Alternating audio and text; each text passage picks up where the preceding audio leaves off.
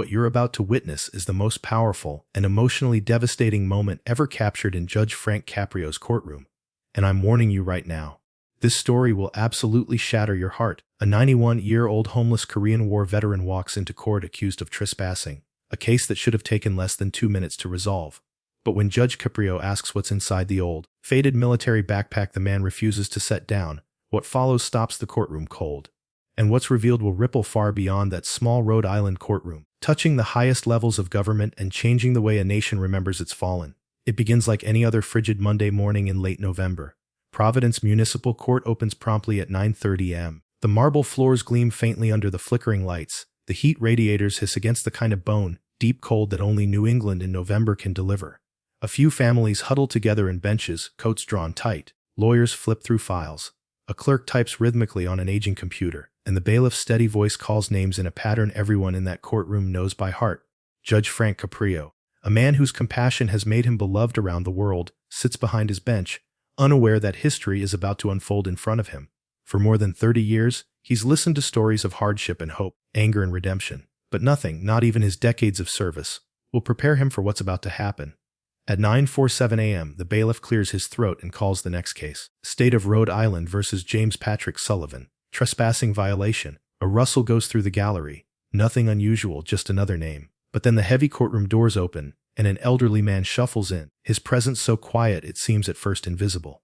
He moves slowly, deliberately, with the careful steps of someone who has known pain for longer than most people have been alive. His clothes are layers of exhaustion and endurance. A threadbare Korean War field jacket over 2 sweaters, worn pants patched with different colored cloth, boots that have long outlived their soles, now held together by duct tape and determination.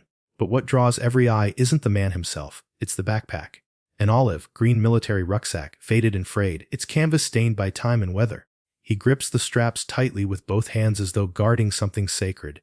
He doesn't set it down even when he's asked to approach the bench. It's as if his life, or perhaps something greater than life, is contained within those straps. James Patrick Sullivan, the clerk reads, voice neutral. Charged with trespassing on city property, specifically sleeping in MacArthur Park after posted closing hours of 10 p.m. The man nods once, his eyes, sharp, pale blue, clear despite age, fix on the judge. Mr. Sullivan, Judge Caprio begins gently. You're charged with trespassing in MacArthur Park. The report says security found you sleeping on a bench around 11:45 p.m. Is this accurate? Yes, Your Honor, Jim says.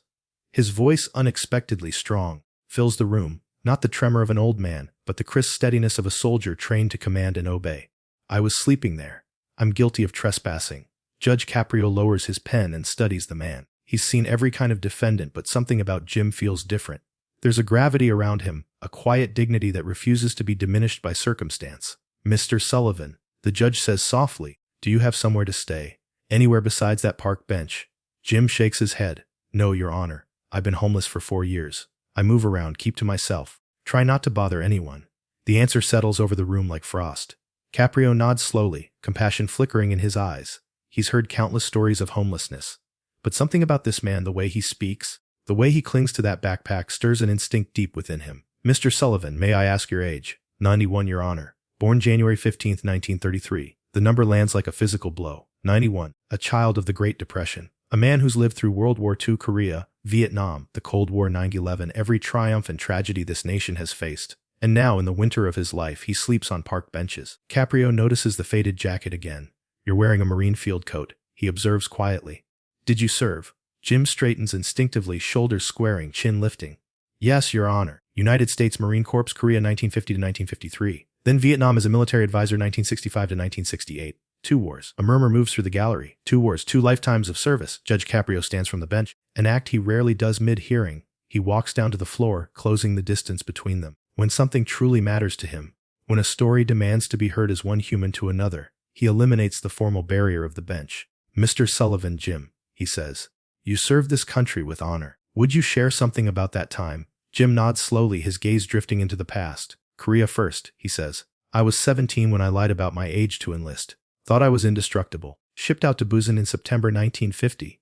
Fought at Incheon Landing, then the Chosin Reservoir. A few people in the gallery exchange glances. They know what that means. The Chosin Reservoir wasn't just a battle. It was one of the most brutal campaigns in U.S. military history, fought in -40-degree temperatures surrounded by Chinese divisions. Survival there was a miracle. As Jim speaks, Caprio notices again, The man's right hand never leaves the backpack. Even while his words drift into memories of frozen battlefields, that hand remains anchored, fingertips pressing into the worn canvas like a promise he can't release. Jim, Caprio says quietly, forgive me for asking, but what's in that backpack? You hold on to it as if it's life itself. For the first time, Jim falters, his knuckles whiten, his jaw tightens, and something deep flickers behind his eyes. Pain, reverence, fear. Your Honor, he begins, voice shaking. It's my boys. The words are simple, but they freeze the air. Caprio blinks. Your boys, Jim nods. All my boys. The silence is absolute. Every shuffle, every cough stops. Even the clock seems to pause its ticking. Caprio takes a step closer, speaking now not as a judge but as a man desperate to understand. Jim, would you show me, please? I promise no one here will think you're crazy. We just want to understand. Jim's eyes sweep the room. The strangers, the officials, the cold marble walls. For a long, trembling moment, he says nothing. Then, very softly, I made them a promise. He crouches, his movements slow but deliberate, and unzips the pack. The faint metallic jingle that follows sends chills through the air. He reaches inside, hands weathered and trembling, and begins to lift something out. Dog tags. Dozens at first, then hundreds, small, oval pieces of metal glinting beneath the fluorescent lights, tangled together like silver vines. The courtroom gasps as he lays them gently on the defense table. Each tag carries a name, a serial number, a fragment of a life. This one, Jim says, holding one delicately between his fingers. Private First Class Michael Chen. San Francisco, California, 19 years old. Died at Chosin Reservoir, December 6, 1950. I held him while he froze to death. He told me to tell his mother he wasn't scared, that he was thinking about her Sunday pot roast. No one breathes. This one, Corporal Robert Martinez, El Paso, Texas. 20 years old. He covered our retreat under fire. Last words he said were, tell my little sister I love her. I'll be her angel at her Quincy era. A soft sob escapes someone in the gallery. This one, Lance Corporal Joseph O'Brien, Boston. 18. He threw himself on a grenade to save 6 of us, gave me his rosary before he died. Said, tell Ma I died with Jesus in my heart. By now tears are streaming freely. Hardened court officers wipe their eyes. Even the prosecutor has abandoned his notes. Jim looks up, his face wet, his voice trembling but strong. Your Honor, people see a crazy old man with a bag of metal, but these are my brothers. They were kids, 18, 19. They never got families, never got old. The least I can do is remember them. Caprio swallows hard. Jim, he whispers. How many are there? 423. Every Marine I could recover. Every tag someone gave me before they died. The number hangs in the air like sacred scripture. Caprio's voice is hoarse. You've been carrying these for 71 years. Yes, Your Honor. Since 1953. Every day. He reaches into the pack again and draws out a notebook. Thick, battered, pages yellowed and covered in layers of handwriting. This is their book, he says, pride trembling through his grief. Every story I remember. Every family I found. Every place they're buried. I write it all down so they ain't forgotten. Caprio opens the notebook carefully, as though afraid it might crumble under his fingers. On one page, in neat script, he reads PFC Michael Chen, Mother Mei Lin Chen, Father Henry Chen, Sister Anna, wanted to be a doctor. Died Dec 6, 1950, holding my hand. Said he wasn't scared. Caprio's voice breaks. He flips more pages. Hundreds of names, letters, addresses, memories. An entire hidden memorial compiled by one man. Jim, Caprio breathes. This is astonishing.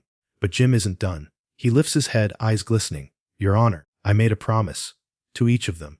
If I survived, I'd find their families. Tell them their boys died brave. I've been doing that ever since. You've been finding their families. For 71 years. Jim says, sometimes it takes decades, but I find him. I return the tag, tell him what happened. 287 families so far. Caprio's eyes fill again. The gallery is openly weeping. A homeless man has spent 7 decades crossing the country, giving closure to families who thought they'd never know their son's final moments. Jim. Caprio whispers, how have you survived all this time? Jim shrugs gently. I had a tiny apartment once. Lost it when my VA payments got messed up. Could have stayed put, but that would have meant stopping the mission. They gave their lives. Your Honor, I could give up a roof. No one moves. Caprio takes a long breath. Then slowly, he does something he's done fewer than 5 times in his entire career. He removes his judicial robe. The room gasps quietly. He walks to Jim's side, kneels down in front of the open backpack, and gently lifts a handful of dog tags. His lips move in silent prayer. Ladies and gentlemen, he says, standing again, his voice breaking. What you see before you is not a criminal. This man is a guardian of memory. He has honored 423 fallen Marines for 7 decades. He has given closure to 287 families, and he has chosen homelessness over betraying a promise. Applause erupts, then subsides as Caprio raises his hand. The charge of trespassing is dismissed completely, and furthermore, his voice grows firm again. I am appointing James Patrick Sullivan as the official guardian of remembrance for our community. He turns, pulls his phone from his pocket, and makes a call right there in open court.